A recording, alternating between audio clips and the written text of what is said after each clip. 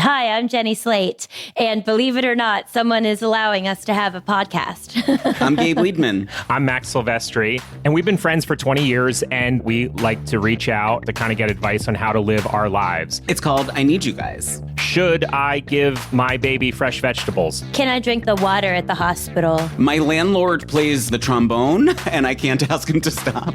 You should make sure that you subscribe so that you never miss an episode. I need you guys.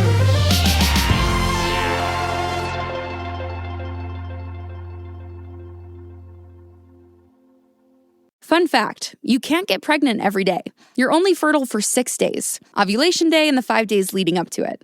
Natural Cycles is the only birth control app that can pinpoint your fertile window by analyzing your hormone-driven temperature trends. It's more than just a basic cycle tracking app. Natural Cycles is the only FDA-cleared and CE-marked birth control app and has helped millions prevent and plan for pregnancy naturally. Save 15% when you sign up today with code RADIO15.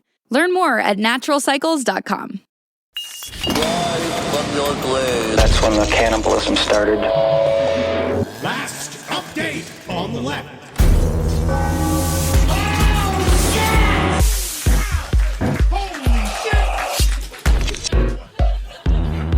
We're like in a MacLeod cage. Come on, guys. Hey! Oh, let's get comfortable. Welcome to the last update on the left, ladies and gentlemen. Thank you so much for coming out here today.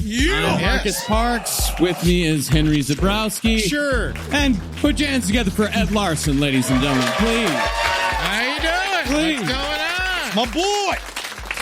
Now, this is the first time we've ever done, because we are just going to do our podcast in front of all of you, which sort of feels like I'm taking a shit and you're all watching. But I do think that this one's going to be good.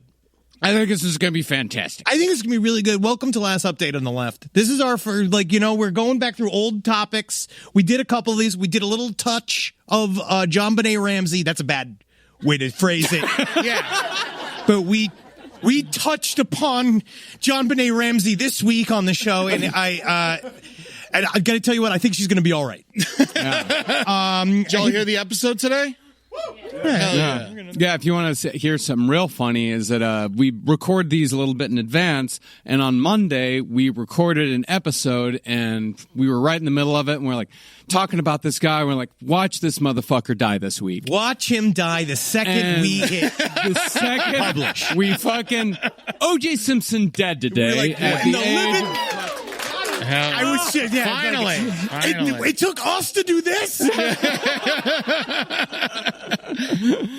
He's doing great in heaven. Him and Nicole Brown are enjoying themselves. They're having a reunite. Is this hard? Is it hard to start like that? Well, the update that we're going to do for all of you today is an old, I guess, potpourri episode. It's got cryptids, it's got UFOs, it's got murder. It's the Bridgewater Triangle. Yes, the first ever American-based haunted triangle that's not in Alaska. But Alaska is now new. Mm-hmm. Alaska's a new triangle. Bridgewater Triangle is the old triangle from 1983. Yeah. Isn't that weird? It was born in 1983. It's been haunted for centuries. Yeah, it's been fucked up forever. Yeah, but then the guys didn't gather. Is it haunted unless a bunch of people get together and say it's haunted, especially with a Tauntaun-based accent. Tauntaun, Massachusetts, which I already can hear.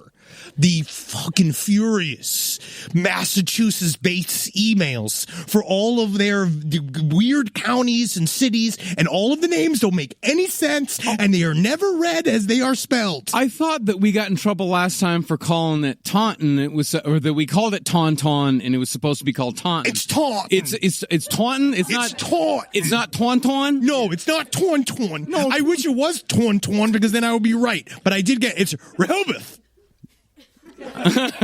You see that? That's the far right. Is that a right angle? That one, the Rehoboth. Man, I thought it looks like a black metal band. Rehoboth. It's not. It's a shitty city in Massachusetts. Now, we covered the subject a ways back, but the Bridgewater Triangle is actually such a massive paranormal and criminal hotspot that we had to leave a lot stories out of the episode. And we've discovered even more events that we didn't even hear about back when we did our Bridgewater series. Also, if you follow the Bridgewater Triangle Paranormal Investigators YouTube page, you will see that during COVID, I think a couple of them lost their main jobs, and then hunting things within the triangle became their new main jobs. And they seem to be really doing well. They are there's a lot of meth in the Bridgewater Triangle. I think it might be all the wives getting together and starting all this stuff just so the guys hit the woods and get some hikes in. Yeah. It really does help for them to see a pine cone. It's the only thing keeping them alive is them searching for a skunk ape.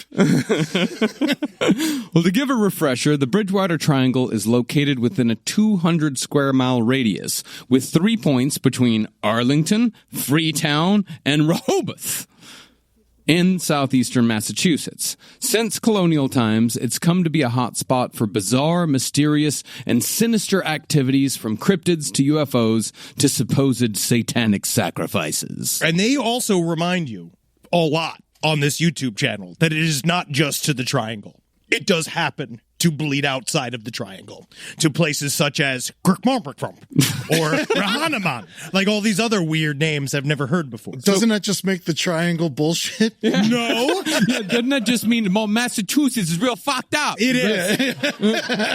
It's horrible everywhere. It's just, triangles are a fun, scary shape. We talked about this on the Alaskan Triangle episode. Mm-hmm. How many sides does a pyramid have again? It has. We now know a pyramid has 4 sides and has a square bottom. First time I was right. It was so cool. It was true. But also pyramids, we know spiritually can be circles. If you're in the UK, spiritually a pyramid can be circles. That's a cone. You just have to allow that in. You have to stop fighting that information and just let it be real. Dude, Ed just fucking solved it. It's a cone. A cone. It's a fucking cone. Yes. Yeah, man. You've had ice cream before, right? Yeah? Holy shit. I'm eating in a triangle. I thought only pizza was triangles. Yeah, a circular cone is how it goes. Fill it with meat. That's what I say. That's from Your Pretty Face is Going to Hell, and that has already been fucking co-opted. Yeah. Someone stole that bit. Wow. Chili Cone Gary. Yeah, well, they used to do it back in the day at Disney. They had a waffle cone filled with meat. No, they didn't. Chili, yeah, they used to fill it with chili. They did not actually put chili in the cone. Yeah, they did. I don't know what you want from me. Do they still do that? They do it on pizza, too. They put chili on pizza? No, but they fill the cone with pizza. So they put pizza inside, but it's already, I guess, there's a bunch of cone-themed restaurants. We have derailed. Let's move on to the Bridgewater Triangle. Yeah. We have not gotten to any content. We have not begun the show. If you want to talk about cone-based meats, ask the guy with diabetes. Yeah. Always. No. Hey, it's pre-diabetes. It's the prequel. Yeah, hopefully it never turns into diabetes. Well, today, some claim that a so-called Native American curse is the reason why the area is so rife with both paranormal activity and murder. This curse supposedly comes from the brutal conflict known as King Philip's War that was fought between the Wampanoag people and the European colonists in the 17th century. You know who should have fought harder against the King Philip's War was Tom Hanks's people. Remember that fucking horrible movie? King Philip's... Who was that? Captain Phillips? Captain Phillips. Captain Phillips. I'm the captain now? Yeah, the one that took place off the coast of Somalia. Yeah. What was the other one? That he was like the politician? King Philip something? I think you're Tom Wilson's War. Yeah. Great job. Not a goddamn thing to do with any of that. We edit the show. We look back after we record a lot of times and we edit things out. Yeah, that's the thing. You guys are seeing all sorts of shit. You're seeing like Henry throwing everything against the wall. You're seeing me read everything. It feels really awkward, but this is the way it's done. This is how the sausage is made. And to the future people listening to this, I know you guys love live recorded podcast episodes. Yeah. I know the audience absolutely adores them because what they love, because a lot of times when you're listening to podcasts, you're listening doing something else or you're alone and you got a lot of stuff going on, right? That is kind of like part of the podcast experience.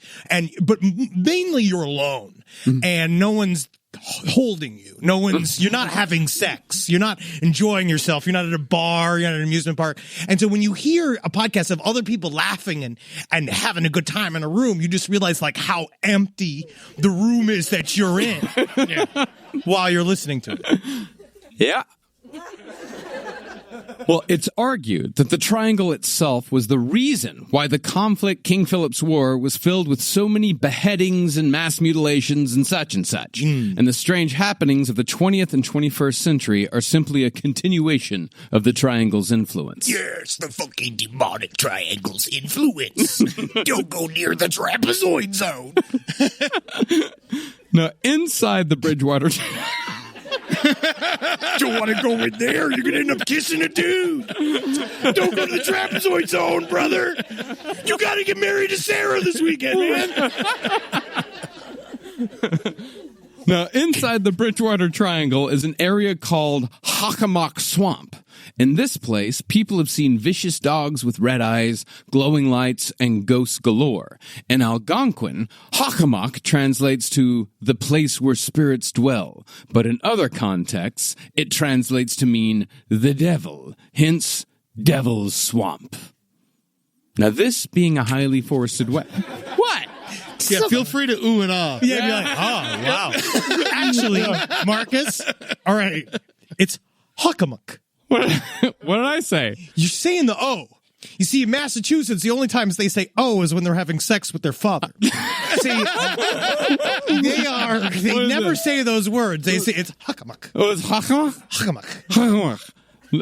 So I shouldn't say Hockomock? Yeah, because Hockomock sounds like the Iroquois name for a pit we all spit loogies into. Now, this being a highly forested wetland, the Bridgewater Triangle has its own Bigfoot.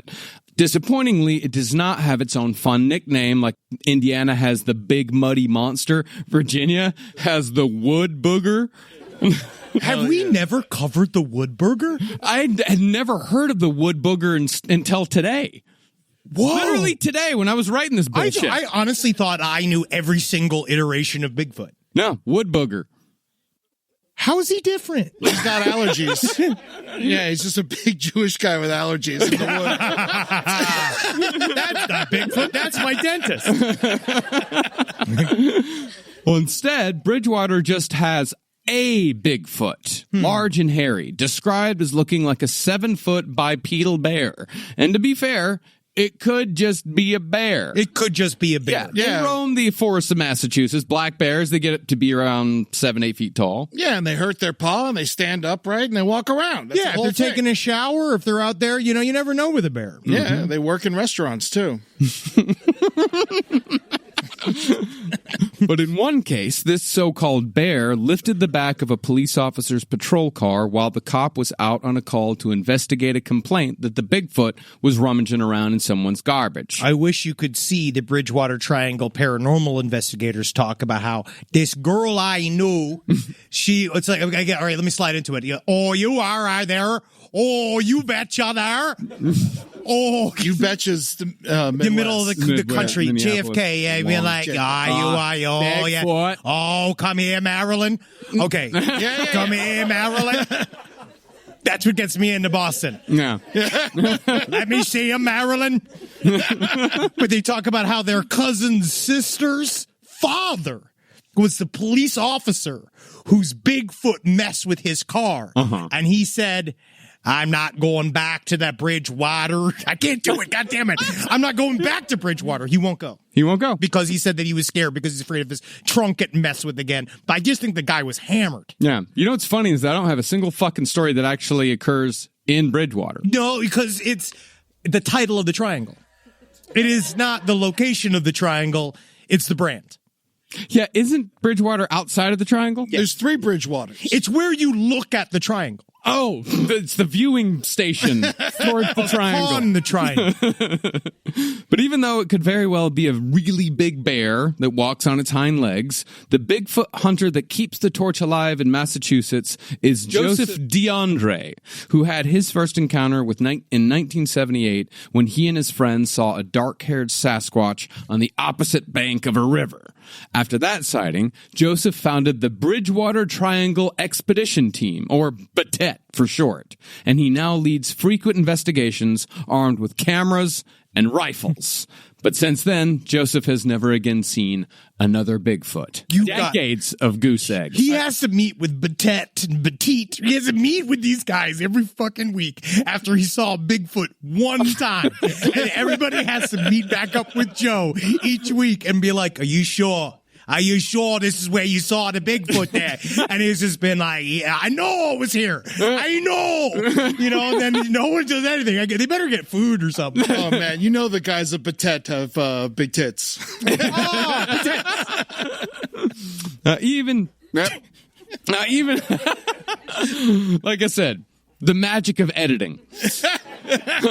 Now, even if this Bigfoot is really a big black bear, it still tracks with Bridgewater being an odd place when it comes to wildlife. Sure. Because a gigantic bear is not the only abnormally large animal to be spotted in the area. And to be fair, they're now saying that a lot of Bigfoot sightings, there's like did you guys see the research that they talk about how the sightings of bears with mange, like this kind of type of mange that affects bears, like it definitely is in the Pacific Northwest.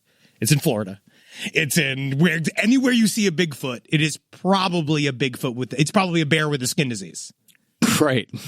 That's good. Finally figured out, close the case on that one. But the thing is that I feel like that's a normal occurrence. I also feel like there's probably a man of the mountain, but there's other animals inside of the Bridgewater Triangle that definitely don't belong there unless they were released by like a member of the Celtics when he was done with it.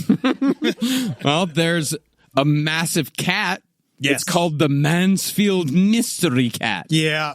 It's a scary mystery cat. Yeah. It asks its questions 3, and all of the answers are all like, I'm chicken, please. Yeah. Meow. I'm the mystery cat. Meow. Meow. The mystery is I have sex with your family. It's said to be the size of a Great Dane. Big fucking cat. Whoa, that's a big cat. Yeah.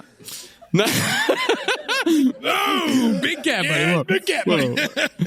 Now, it was thought that the mystery of the mystery cat was solved in May of 1993 when someone found the headless carcass of an African serval cat. But police themselves dismissed the theory. This ain't the big cat, because the serval only weighs about 30 pounds. Yeah, that's Not a big anymore. cat. Yeah, exactly. Lost 5 pounds. Now, it's not just cats, though. There's other types of animals. That there are. Now, one of my favorite phenomena, as you guys know, is I love large birds. I love, but I mean bigger than normal birds. And I love when people see quote unquote dinosaurs now. And there's something about the Bridgewater Triangle that for some reason attracts pterodactyls. Now I have a good clip from a lady. Now this woman, I want to say I'm not going to say she's not being seduced by the Bridgewater Triangle paranormal investigators, but I think that she is, I don't know, she's involved. Flirting. She's flirting. Mm-hmm. Like there is some kind of, there's a tension. There's a sexual tension here. I think it's just finally someone didn't think she was crazy. I mean, this woman has yelled this story several times at a Wawa for certain. So here it is. Kristen Evans tells her story to West Bridgewater Community Access about her pterodactyl sighting late one night in the town of Abington. One night I was driving down the street and something hit my car. And to my shock, my entire windshield was covered in, of all things, yolk. And there are pieces of shell about this big all over my car. The next morning, my mother said, "You're never going to believe what happened last night." My friend and I were sitting outside in the backyard when all of a sudden we started hearing crashes. We ran out. in Creston, we saw a pterodactyl. They saw I a swear to pterodactyl. God. Of course, I was like, what are you talking about? She's like, it had dangly legs.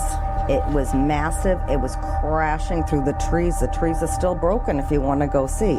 So that happened around 10 o'clock, and when How long does this fucking story go on for? This is the end of it. That happened around 10 o'clock, and then after that, Tuesday's trash day, so we can I went and looked, and I saw claw marks by the recycling, and there was no way, because Marty, he puts that out on Wednesdays. No, it's a bad story. I don't know much about birds, but I know they don't shit out eggs while they fly. You know, what do pterodactyls do? Also, was it a weaponized movement by the pterodactyl against this woman? I know that they had a lot of lost emus around there, so it's probably just some kid picking up an emu egg and throwing it at the car. I don't put past the youth of inner Massachusetts of egging this woman with a bunch of emu eggs. Like, I don't put it past them. But I just... Look at the size of this fucking egg! Oh, my God! I hit that lady's car with this fucking egg! You know what's great about this huge egg? It'll cover a windshield. You get in an accident, you kill a family. Yeah, it's very possible. Or... pterodactyls. Pterodactyl. Or it's, man, can you imagine if it was just a guy in a fucking hang glider and he got caught out there and he's just literally... He's got a basket of emu eggs. Like, somebody help me. Is there anybody here? I see you there. That pterodactyl can talk. Live from your grave. This podcast is brought to you by Squarespace. Squarespace is the all-in-one website platform designed to help your business stand out and succeed online. Every dream needs a domain, which is why I've finally solidified the borders of my own. AnimalsURLregister.com.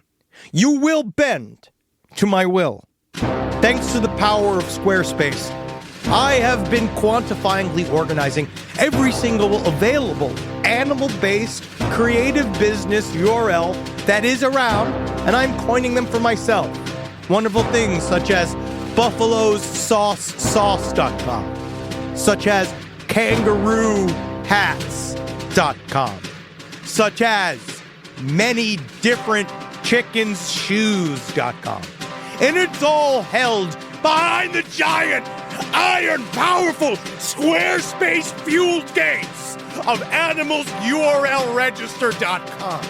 And any one of you that dares defy me or the unilateral power of Squarespace with their Blueprint AI, Squarespace AI Enhanced Design Partner, which sounds like the hand in hand, we will march across the graves of URLs that people have been trying to steal from under me using the cannons of AnimalsURLregister.com. Me, AI, my old buddy Jeff Bezos, we're coming for you, all right? Squarespace is going to help me. Squarespace is my bullets. Squarespace is my canvas. Squarespace is my God. We like Squarespace here. Head to squarespace.com/left for a free trial. When you're ready to launch, use offer code LEFT to save 10% off your first purchase of a website or domain. Most holiday gifts end up in a drawer. Not this one. Mint Mobile is offering unlimited premium wireless for $15 a month. That's their best deal of the year, aka the only holiday gift you'll actually use every day. It is amazing the quality of Mint Mobile's wireless service. It's like I'm talking to them right in front of me, but I can't see them or taste them or smell them. And in ways, the Wi-Fi signal's so strong and so clear that it frightens me. It makes me angry when my loved ones aren't in front of me. So thank you, Mint Mobile, because it's like I'm talking to the person I love right next to me, but they're not. And yes, it makes me more lonely in the end, more cripplingly alone, like a man in a casket at the bottom of a giant grave, 6 feet under, surrounded by the roots of the elms. I can just pick up the phone and call somebody, and then I'm fine, I guess. Thanks, Mint Mobile. Really clear service.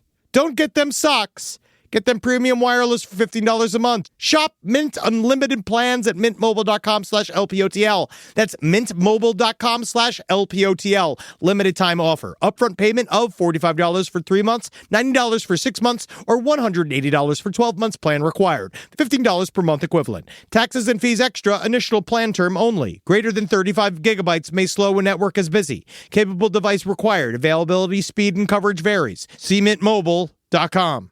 If you've ever felt overwhelmed by the idea of learning a new language, you're not alone. Studies show that 70 to 90% of people trying to learn a new language give up. Fortunately, Babbel's built so that it's really easy to get started. Learning a language with Babbel is all about small steps, big wins, and progress you can actually track and feel. Their bite-sized lessons fit easily into your daily routine and are also easy to remember. It's easy to use Babbel. It's easy for you to learn different words. Stuff like, if you're in Germany and you need to be like, hey, where can I get some see-through lederhosen? You can learn that. If you go to Mexico City and you want to learn how to say, do you have any see-through lederhosen? In Mexico City, you can learn how to do that. I believe the Spanish word for lederhosen is lederhosen. And I learned that from Babbel. Here's a special limited time deal for our listeners. Right now, get up to 55% off your Babbel subscription at babbel.com/left. Get up to 55% off at babbel.com/left. Spelled BABBEL.com/left. Rules and restrictions may apply. But besides bears, cats, and the occasional obligatory big bird, strange animal noises have been heard around the shores of Lake Nipanicket, a.k.a. Lake Nip. Let's stick to Lake Nip. Which lies within Hackamak Swamp. There, people have reported... Name things like fucking idiots. I think there's a lot of allergies there. So I think it was a lot of old Native Americans with allergies just naming shit after making noises in their sleep. Well, at Lake Nip, people have reported frequent monkey noises. Fuck yeah. In 1980, several men traveling in a canoe saw little creatures milling about on an island in the middle of Lake Nip, although they saw them from a distance. These were not Bigfoot-sized, but were closer to red-haired orangutans who walked upright like men. The travelers paddled to the island to look for them, but found nothing. Oh, shit. Man, that trailer for the Kingdom of the Planet of the Apes looks good. It looks phenomenal. Them all on that island just being like, do you know there are places outside of here where humans play baseball like we do? And they're like, what? What? Yes, they leave it. They make cheesesteaks just like we do on this island, our island. But out of all the mysterious creatures and creepy cryptids that have been seen in the Bridgewater Triangle, none have reached the infamy of one of Henry's favorites, the ever-lovable Pukwudgies. Man, the Pukwudgies are still probably my top 5 cryptid. I love them because... Top 5? How long is your fucking list? Dude, there's a bunch of cryptids. Because I still I think Bigfoot's probably still the number one. Yeah. You know, Flatwoods Monster's sexy. Mm-hmm. We know that. Yeah. You guys seen a lot of the fan art of the Flatwoods Monster? Very sexualized. Yeah. I also like Mothman because no one believes him. Mm-hmm. And then I also even though we're getting sued over it, have you seen this shit? Yeah. What? Well, no, we had to change. We're changing Mothman Red Eye Blend. We're changing it to the Butterfly Dudes Blue Eye Blend. This is going to be fun. I think you guys are going to like it. I was pretty proud of Butterfly Dude. I think it's going to be good. Yeah, the Mothman people came for us. Well, there's a Mothman economy that we did not know we were fucking with. Yeah. And then all of a sudden, the Mothman people arrive and they're like, you think you can come take our cryptid fucking money? And I was just like, how much is it? They're like, we made $19 last year. And I was just like, well, what are you talking about? It wasn't even West Virginia Mothman people. It was Ohio Mothman people. But we now know Ohio's the new Florida. Yeah. Oh, my God, man. How much? That's so crazy. They're taking the Mothman from us? Yeah. What? If they really respected the Mothman, they wouldn't take his identity. They put Statue of Liberty on condoms. That's right. You mean to tell me we're going to allow the Mothman to be taken from us? The statue, is that true? Am I what I just said? What I don't know. I just believed you. I took it as fact. Yeah. But once you get down to, all right, we'll skip this legal conversation. But then I like the Pukwudgies. They're up there because they're representation of my people. I don't think we need a condom that's like, give us your tired, you're weak. I think some of us do. Yeah, I'll teach you how to read. You're definitely going to be using a lot of huddled masses. The condom for the huddled masses is good. Well, the Pukwudgie. Are you dirty at the Port Authority? There you go. Oh, I once got offered a blowjob at Port Authority. It was awful. It was blowjob was awful? Yeah. It was 6 a.m. I was waiting near the Ralph Cramden statue. Cab driver walked up to me. So, what are you doing this morning? I'm like, going to Washington, D.C. for a show. He's like, do you like movies? I'm like, what kind of movies? The kind they play right over there. You like blowjob? Yes, sir, I do like blowjob. Normally, if you were going to ask me. I just told him, I got to bust a cat. She's like, "Bleh," and then walked away. I got a feeling it was a numbers game that day. Well, the Pukwudgie is described as a hair-covered, 3-foot-tall hominid with gray skin, large ears, and long fingers and noses. Pukwudgies are mischievous little creatures who can vanish and appear at will. Cool. They can shapeshift into animals. They shoot poison arrows. They're prolific arsonists, and they can sometimes lead humans to their deaths in Hachabak Swamp. Man, it should be cool. Hang out with a bunch. That would be the best crew to hang with. They're like whammies. What? Like in press your luck. Yeah. No whammies, no whammies, no whammies. Whoa, the whammy is a Pukwudgie. That's right. I didn't even think about that. There you go. Let me look that up. Well, the Pukwudgie death lure is a light called the Tepewankas, which are souls of humans they've killed. These human souls are used to kill more humans, which are then ensnared and used to kill even more humans still. Now, the origins of the Pukwudgie legend began in parallel to the giant Maushop, who always made the Pukwudgies jealous because he could get along with the Wampanoag people while every effort the Pukwudgie made to help humans backfired. That's why you shouldn't help people. You shouldn't help people. The number one, that don't ask you for it. Don't help them, right? Don't give if you don't have extra, right? Good advice. And then also, too, man, don't extend yourself for people who won't extend themselves to you. These Pukwudgies are wise. And so the Pukwudgies gave up and decided they would instead play the tormentor to Maushop's role of protector. Now, at first they were just annoying, so Maushop collected as many Pukwudgies as he could and scattered them across New England so they wouldn't be as much of a nuisance to humans. Now they work the tolls. Give me a quarter, you fucking piece of shit. But when the Pukwudgies returned, they did so with a vengeance. Instead of just hiding shoes or chasing away deer, the Pukwudgies showed back up and just plain started murdering people. Started kidnapping children, burning villages. Dude, where's my Pukwudgie movie? Pukwudgies versus the cops. Oh, my God. Pukwudgies are cops, man. Whoa, Pukwudgies versus the Chuds, dude. That's a fucking movie. That's a good movie. Save it. Next year, March Madness. Oh, yeah.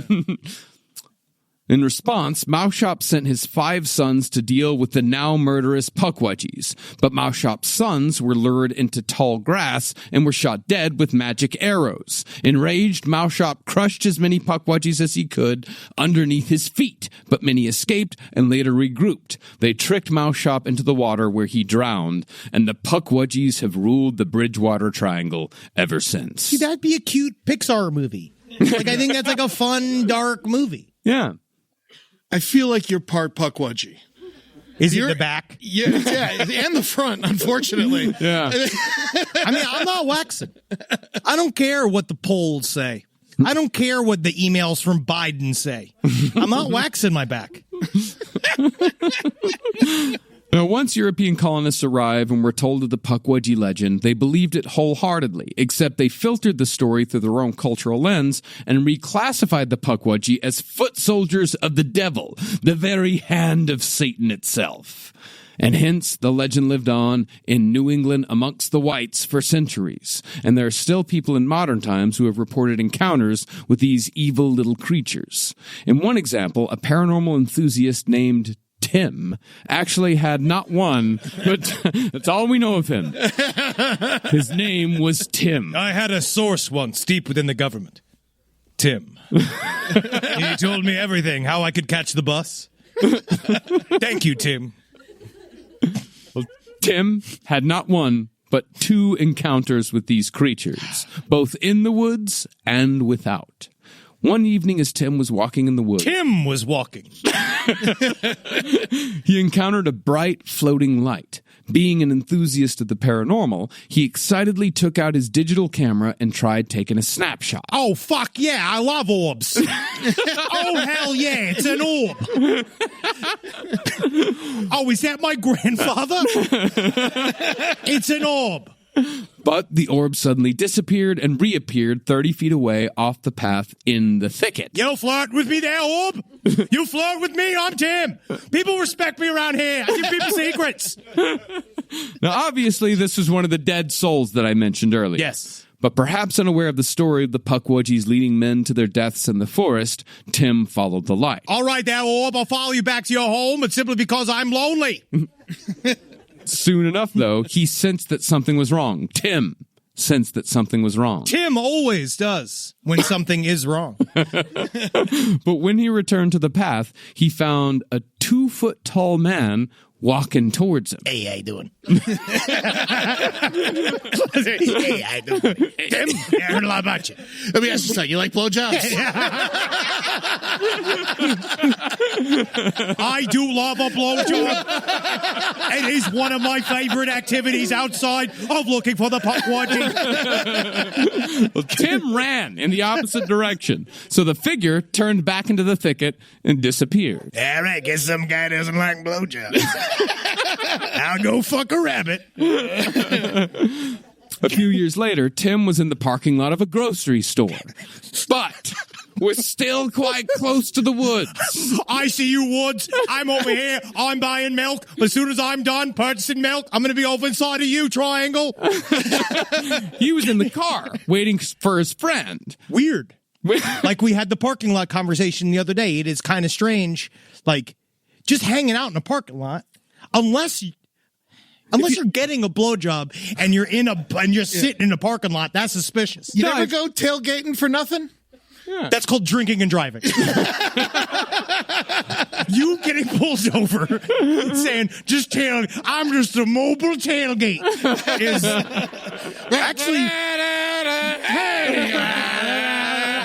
and in Massachusetts, they let you go. If you sing the song, they let you go. Well, Tim was in his car waiting for a friend when he saw that the friend was in the grocery store. His friend was picking up like milk or something. Oh, I thought he was like meeting the friend to go sit with him alone in the car. No. He's outside. I guess I gave the context clue if he was in the parking lot in front of the grocery store. I just assumed he was buying drugs. That also happens in the parking lot of the grocery store. Yes. Not a bad guess. I love orbs and cocaine. Well, that is when Tim saw the same small figure in his rearview mirror. Yeah, hey, buddy, I knew I'd find you. I knew you'd sit long enough for me to suck your dick. As the Pukwudgie stood there, staring, Tim's car turned on by itself and the radio cranked up to full volume. Short people have no reason. So people have. Completely forgetting about his friend, Tim stepped on it and hauled ass out of the parking lot as fast as he could. And as far as I know, that was Tim's last encounter with a Pukwudgie. What about the friend in the grocery store? Yeah, fucking left his ass behind. He just comes out. That Pukwudgie sitting there. You know, I met your buddy Tim, and he wasn't that into blowjobs. But I see you've purchased a lot of candy, and maybe you might be interested in a blowjob. Give me a milk, you little piece of shit.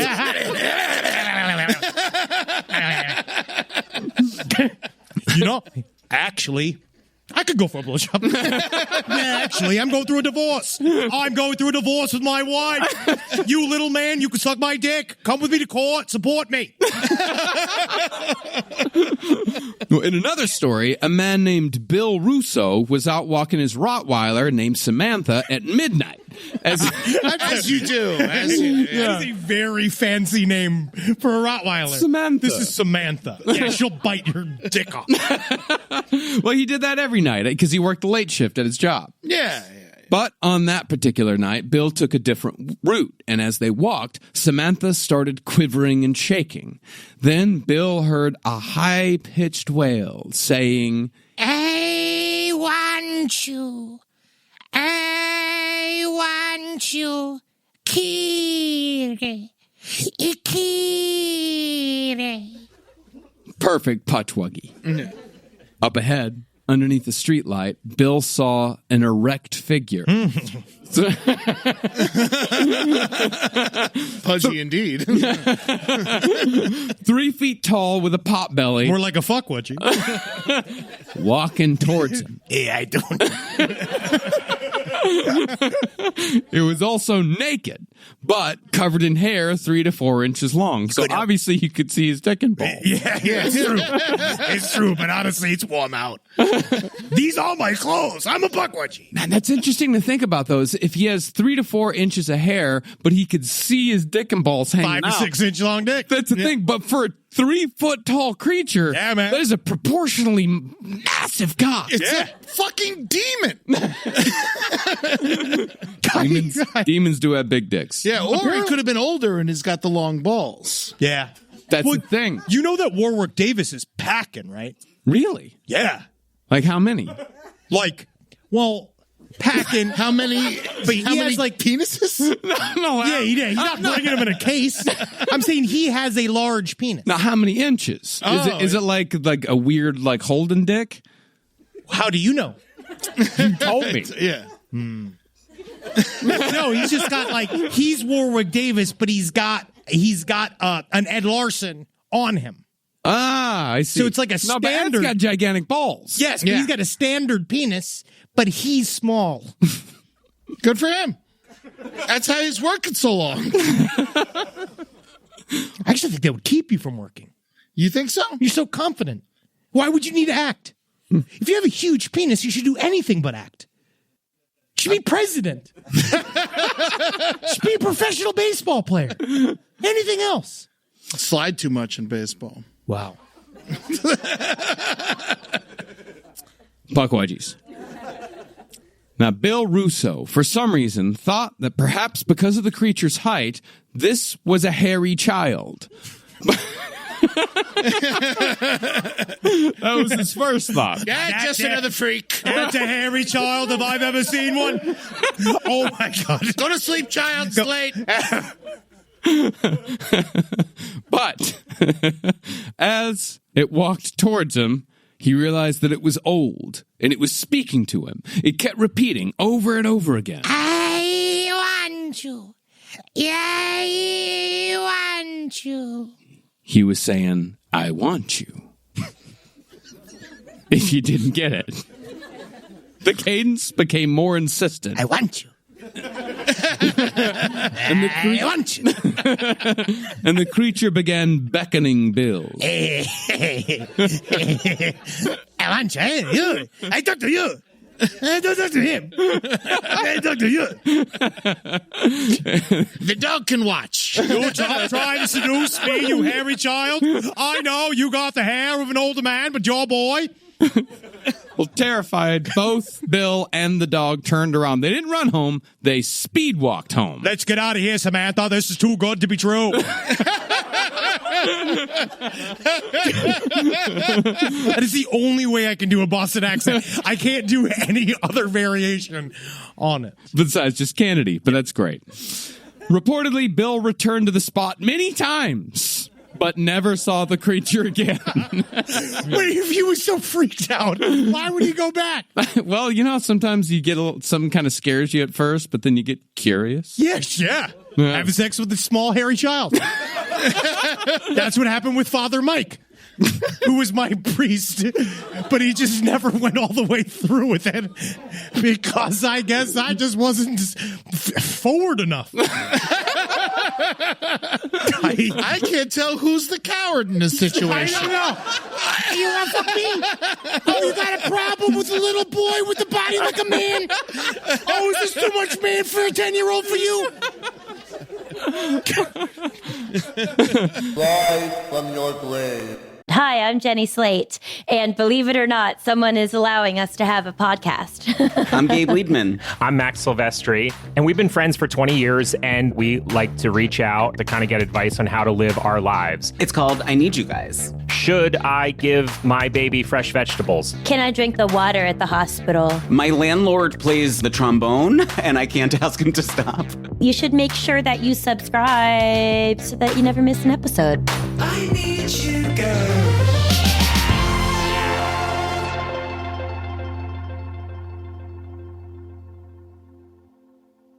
Why are more women than ever choosing Natural Cycles? The hormone-free, side-effect-free way to take control of your fertility. Natural Cycles is a birth control app that uses your temperature to find your fertile window. It is more than a basic cycle tracking app. Natural Cycles is the only FDA-cleared and CE-marked birth control app and has helped millions prevent and plan for pregnancy naturally.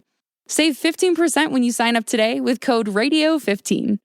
Learn more at naturalcycles.com. Think advertising on TikTok isn't for your business? Think again. With TikTok ads, we went from 250,000 downloads to over 1 million downloads in less than a year. I'm Eve. I'm Anam, and we're the co-founders of Alinea. Alinea Invest is an investing app for Gen Z. We run 50 new ads per week with 3 variations thanks to TikTok Smart Plus campaigns. If you're not advertising on TikTok, you're missing out. Drive more app downloads only on TikTok. Head over to getstarted.tiktok.com/TikTok ads. Now, the cryptids are all well and good, but we need one more ingredient if we want to call the Bridgewater Triangle a semi-permanent full-on flap. We need UFOs, and luckily the Bridgewater Triangle is full of them. I do think of all of the domestic triangles, they do have the most, I don't know if you'd say recorded activity, but they have a fuck ton of witness accounts and people talking about fires on Lake Hakamak, and Lake Nip. They would see these weird flames, and there's a lot of different ghost lights. If you do listen to these paranormal investigators, which I do think a lot of it is fueled by grain alcohol, Mountain Dew, and meth, but their hearts are in the right place. Yeah, but they're seeing stuff. And there's lots of people seeing the same thing, right? Yeah, for the most part. I mean, there's variations. Okay. Yeah, you could argue that maybe they're just telling the same story to each other. It just gets bigger and bigger each time, and maybe they just saw some weird shit at night. But don't ruin the magic of the Bridgewater Triangle.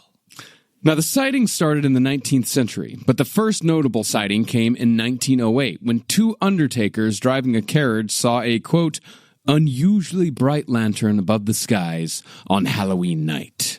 The hottest time for UFO sightings in the Bridgewater Triangle, however, was the 1970s, when seemingly the entire country was awash in both UFO sightings and general paranormal activity. I wonder how this lines up with Mothman in time periods. About 10 years after. 15. Let's move on. The most famous Bridgewater UFO sighting occurred in the spring of 1979, when 2 radio broadcasters, Jerry Lopez and Steve Cibraccia, were on their way to Raynham, Massachusetts for a night at the dog track. Completely innocent night. Couple radio DJs going to the fucking dog track in the middle of the night. I can smell that. Yeah. Just morning DJs at the night dog track. I don't like to watch them race as much as I like to eat them. That's why I always bet on the loser. Well, as they were driving, Steve saw an incredibly bright light just over the tree line, and the light only grew larger as it got closer to the car. The 2 broadcasters stopped the car and watched as a series of bright lights blotted together in the shape of an arrow and passed overhead, in a formation that was, by Steve's guesstimate, the width of 5 747s wing to wing. Say it properly. 5 747s. Wang the wang. Wang the wang. Jerry, however, remembered it being shaped like a baseball home plate with a series of lights on it, and something like a cord was dangling from the craft, shooting off sparks. But they both said it was so close that they could throw a rock and hit it. That was not the only, the other case that we covered with shitting UFOs was the Bigfoot UFO flap in Pennsylvania. Oh, yeah, the Pennsylvania Bigfoot flap in 1973. Yeah. I remember that one. The craft then I just was like, mark it, remember it, shitting UFO. Good work, Henry. Locked. Memory. Well, the craft then continued hovering over a field for a minute, then took off. And over the course of the next week, there were a series of sightings reported by other people in newspaper and radio stories. And it was only then that Jerry and Steve came forward with their own account. One of the strangest UFO stories out of Bridgewater, however, came in 2013 with a man named Jim Andre. Jim said he was on his computer at 9:15 p.m. when he suddenly blacked out, and when he woke up, he was in the same chair, but 5 hours had gone by. You mean every time I'm in a hotel? That's literally how it happened. A nap. Yeah. I took a nap and it's scared. Yeah. It's got to be UFOs. This is an extension of somebody's why they missed a bar mitzvah. They missed something big. He stood up and tried gathering his thoughts when he noticed an intense burning sensation on his right forearm. When he looked down, he saw a tattoo that resembled an Aryan gray, which is a hybrid I'm not familiar with. Has anyone heard of the white power parrot called the Aryan gray? What is the Aryan gray? I tried Googling it too. Is it a Nazi alien? I've never heard of a bird. The African gray. Like no, not a bird, like a gray alien. Not like a fucking parrot, you idiot. I thought it was like an African gray. We're talking about UFO. I went alien, you went bird. I went bird. I thought that was like an Aryan gray. I thought it was like a bird that you could teach to sing Heil. Like I thought it was like a parrot that lived forever. You thought that a guy got abducted by a UFO and he woke up with a bird tattoo? Literally, that's what I read. I was like, oh, he must have some. That's why I thought, oh, that's super weird. I'd be like, that's fucking crazy. It's like but it's the also plot of Margaritaville. But that's also just as crazy as the aliens tattooing themselves, because that's revealing who did it. Mystery's gone. If only they did it to John Benet Ramsey, we'd know what happened to her. Mm-hmm. That's just the truth. Right? He's just like, who did this to me? Yeah. Oh, I see right there. It's this racist bird. But the thing about the tattoo is that it wasn't bleeding as tattoos usually do immediately after they're done, and it didn't heal like a regular tattoo. It blistered when it healed, and his skin peeled like a sunburn. Like it was a brand. Yeah, and to this day, Jim is convinced that he was abducted, and for some reason, tattooed by aliens that night. Does he continue to have the tattoo? I don't know. I don't have his fucking number. Yeah. He was tagged. Yeah, he was tagged.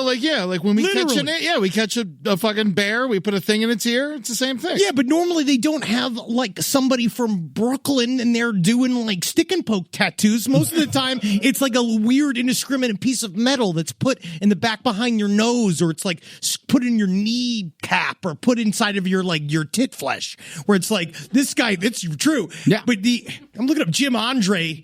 Racist bird tattoo. When you say an Aryan gray, you mean an entirely white gray? No, I mean an Aryan mixed with a gray alien. It's an alien with a swastika on its forehead. Yeah. Whoa, Charles Manson. I guess it would be more like a Nordic gray. Yes. Does that make more sense to you? Thank you. Now, there's a lot of ooky spooky stuff going on in the Bridgewater Triangle, granted, but there's also an inordinate amount of murder. And in the Triangle, it tends to have an occult edge, or so they say. Now, we here all know that the Satanic Panic was just that. It was a moral panic, and the massive coordinated groups of so-called devil worshippers who impregnated women just so they could sacrifice the babies didn't really exist. But that doesn't mean... That's what I was looking to apply to next. That was going to be my retirement. But that doesn't mean that there weren't killers who used the concept of Satan to give their murder a bit of kick. Guys like Richard Ramirez. In that same vein, you had a guy named Carl Drew, who was a Massachusetts pimp and self-identified Satanist. It was said by witnesses that Carl Drew entrapped sex workers and held them in his thrall by involving them in satanic cult activities and threatening violence, possibly sacrifice, if they rejected his so-called protection. All right. My sex workers for Satan that I have brought from various locations across the country to hang out in my living room. We're going to play Cranium. And we are going to get to the end of Cranium, or I will murder you. Well, in confessions that were in all probability coerced, but still a good story anyway, these women said that Carl Drew made them watch as he performed ritualistic human sacrifices in a log cabin in Freetown State Forest. You know what he called the log cabin? What? Carl Drew's cabin. Wow, man. Evil as hell. What happens in there? Supposedly, one of the sex workers, Robin Murphy, shifted from observer to participant, and that's when another sex worker, a woman named Karen Marsden, went to the police. She called Carl the devil and said that she expected there to be consequences for going to the cops. And indeed there were, as Karen Marsden was murdered and supposedly sacrificed on February 8th, 1980. Who knows if the ritual part is true, but the forensics did tell the story of a brutal murder. There's something about a man with a mullet calling himself a Satanist in the middle of Massachusetts that I just don't believe him. Yeah. And there's like, they always kind of say that. It's always like a guy who kind of looks like Carl from Aqua Teen, who's just like, Mike Warnke kind of has the I used to be a Satanist, but, now I'm different. But it's like, have you seen Satanists? This is the crowd of Satanists. Yeah. Like, they look like this. No, this crowd is far too attractive to be Satanists. Hey, you see there were some disappointed frowns. There are people, you guys look Well, Marsden's hair and fingernails were pulled out, her head was beaten with stones, and she was finally killed when Carl snapped her neck. Once she was dead, Carl allegedly persuaded Robin Murphy to slit Marsden's throat. Carl then removed the head, and observers said that they kicked it around like a soccer ball. Finally, Carl had sex with the headless corpse, carved an X on its chest, and smeared Karen's blood on Robin's forehead. Does it hit differently when you get to look me in the eyes when I say this shit? I told you all we should have played Cranium. They did play Cranium. Oh my God, I forgot. One more round of Cranium. But before Marsden's mutilated body was even found, Robin confessed to the police and fingered Carl for both that murder and one before. You guys all giggled at fingering. You all giggled at it. I was being mature. Yeah, it was a test to see how many people. I do it all the time. Like when I say titular, to see if he giggles. Of course, and he always does. He 69'd Carl for the murder.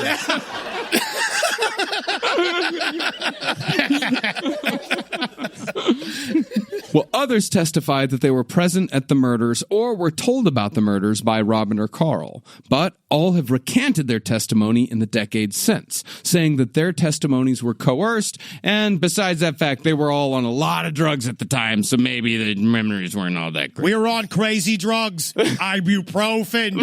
I took an Aleve and I killed those women. I don't remember. But even if all the satanic ritual sacrifice stuff was embellished or completely fabricated, which it probably was, it was with these murders that the satanic panic officially began in America, making the Bridgewater Triangle its unholy birthplace. All of this dumb shit really does have wild consequences. Yeah. Like, stuff like happens, like that is legitimately, like, it That's created true. a panic. It ruined hundreds of people's lives, and it came from that shithead. Yeah, it really did. And it just came from people paying attention to the fucking Bridgewater Triangle. We should have been hunting for Pukwudgies. Everybody that was in there killing people, they would have had so much more fun hanging out with and looking for Pukwudgies. Yeah. Well, staying in the realm... Hairy child. Well, staying in the realm of reality, we spoke extensively on our original series about Taunton State Hospital, which is a mental asylum that also sometimes housed the criminally insane. Sweet. And it's located smack dab in the middle of the Bridgewater Triangle. Built in 1853, Taunton was state-of-the-art for its time. Its 40 buildings had running water, a sewer system, central heat, and full ventilation. Wow. Yeah. So it must have been a really nice place for all the people inside of it? Kinda. At times. Okay. When they weren't getting, plunged in ice baths to try to shock them out of their mental illness. Honestly, I could use it. I could do that to you today. Let's try it. Come over. Come on, let's fix me. So this attention to what we now consider basic human rights came from progressive Quaker policies, in which the mentally ill were no longer just chained to a wall and left alone as they had been for centuries and centuries. They did, however, still do lobotomies galore throughout the 20th century. Now, some of the patients at Taunton had genuine mental illness, but some were there simply because they were promiscuous, outspoken, poorly socialized, or they masturbated to the point where it was a noticeable problem. How do they lock up half of Massachusetts? Take a lap. Take a lap.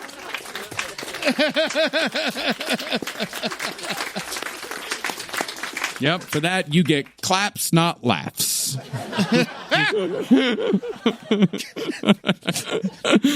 But the most famous resident of Taunton was a woman, or Taunton Mental Hospital. Taunton was a woman who, no, I'm going to say Taunton. Yeah, say Taunton. Yeah. At this point. The most famous resident of Taunton was a woman who absolutely deserved to be there. She has one of the highest body counts of any American female serial killer that we know of, 31 people, and her name was Jane Toppan. Reportedly, Toppan fondled her victims as they died in an attempt to see the inner workings of their souls through their eyes. Women are fucked up. That's like, I didn't know that about the serial killer. Obviously, men do horrible things, but it's actually nice to hear. Yeah. A woman fondles the soul out of a corpse. The last guy we talked about cut off a woman's head and fucked the corpse, and you're getting weirded out by a woman going, you know what's funny is that, and like pinch into fucking cheeks, and you're like, women are weird. It's because if I met Carl and he said he did all that, unfortunately I'd be like, seen it, buddy. Yeah.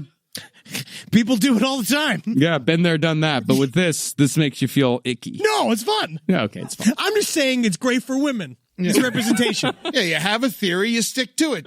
Yeah. And unlike many female serial killers, she admitted to experiencing a sexual thrill from watching patients be near death, recovering, and finally dying, which is pretty much edging. But with murder. Yeah.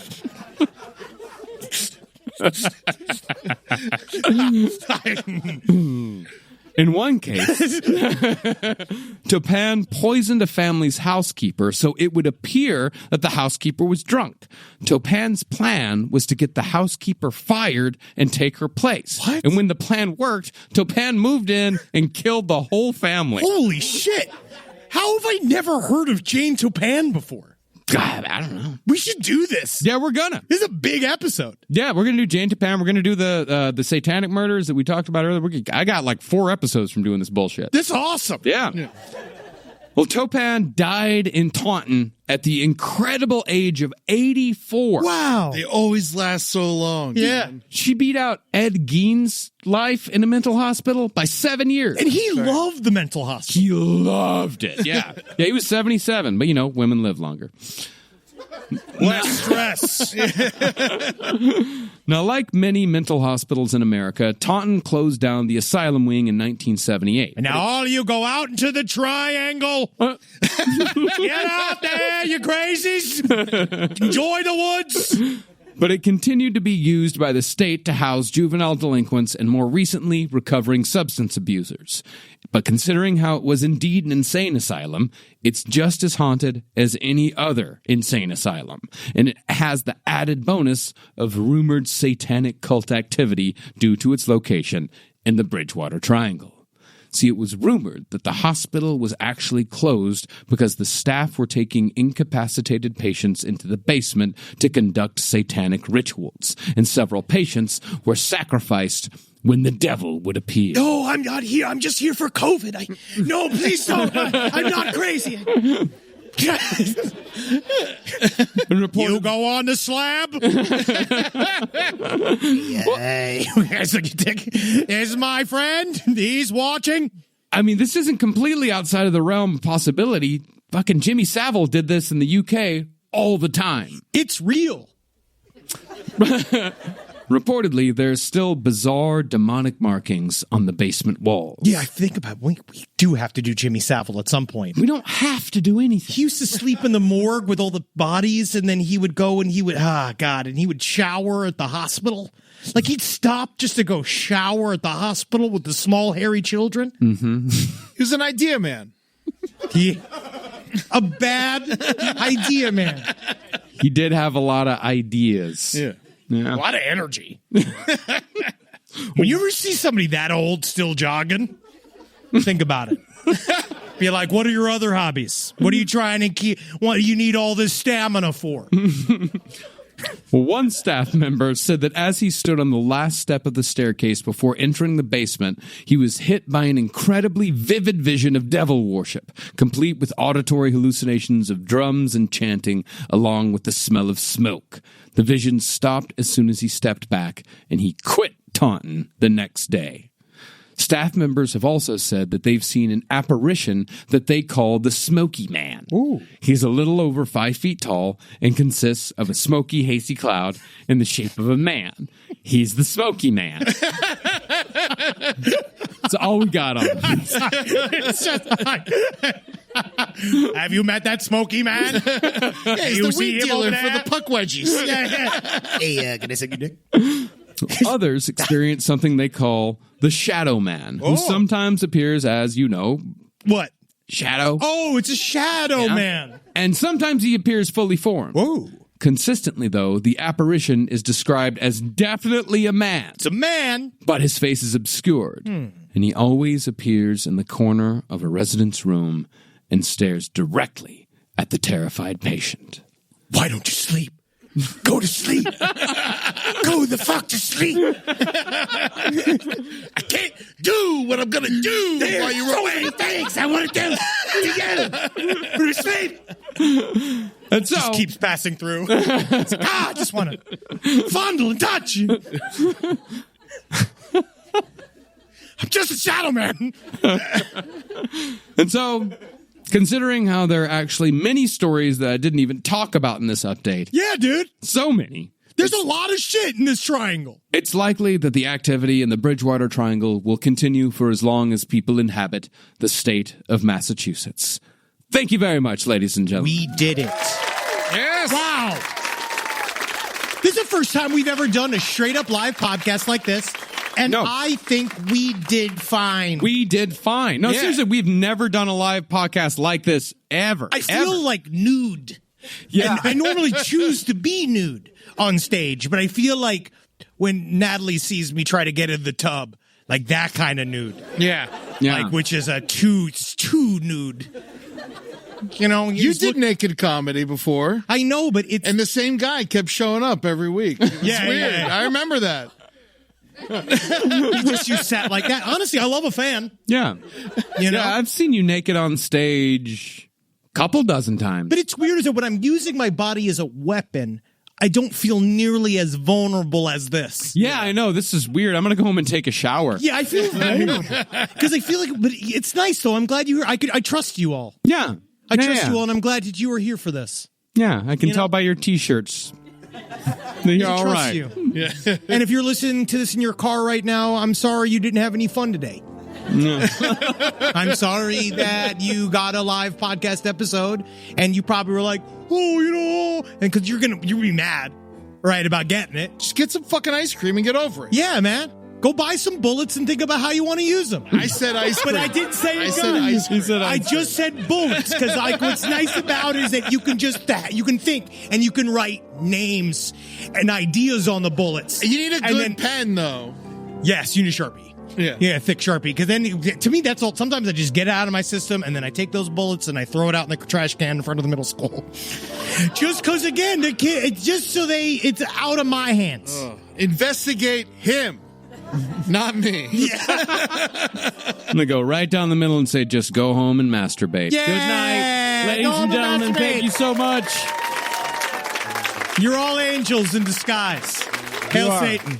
Yeah. And now we come to the point where I believe we exit first. Goodbye. See you Yes, later, as everybody. we walk through you. We walk through this crowd. Oh, should we do do we need to do plugs and stuff? Do we have to go hey, well, you've just listened to the last podcast stuff. Do we have to do that we do it on the show? Nah. We got our bosses here.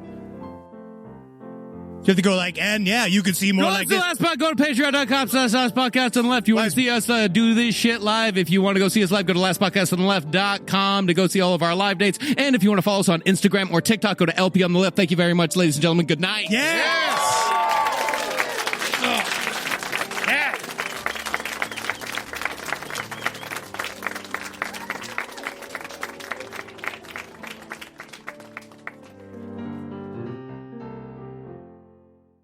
Hi, I'm Jenny Slate, and believe it or not, someone is allowing us to have a podcast. I'm Gabe Weidman. I'm Max Silvestri, and we've been friends for 20 years, and we like to reach out to kind of get advice on how to live our lives. It's called I Need You Guys. Should I give my baby fresh vegetables? Can I drink the water at the hospital? My landlord plays the trombone, and I can't ask him to stop. You should make sure that you subscribe so that you never miss an episode. I need you, girl.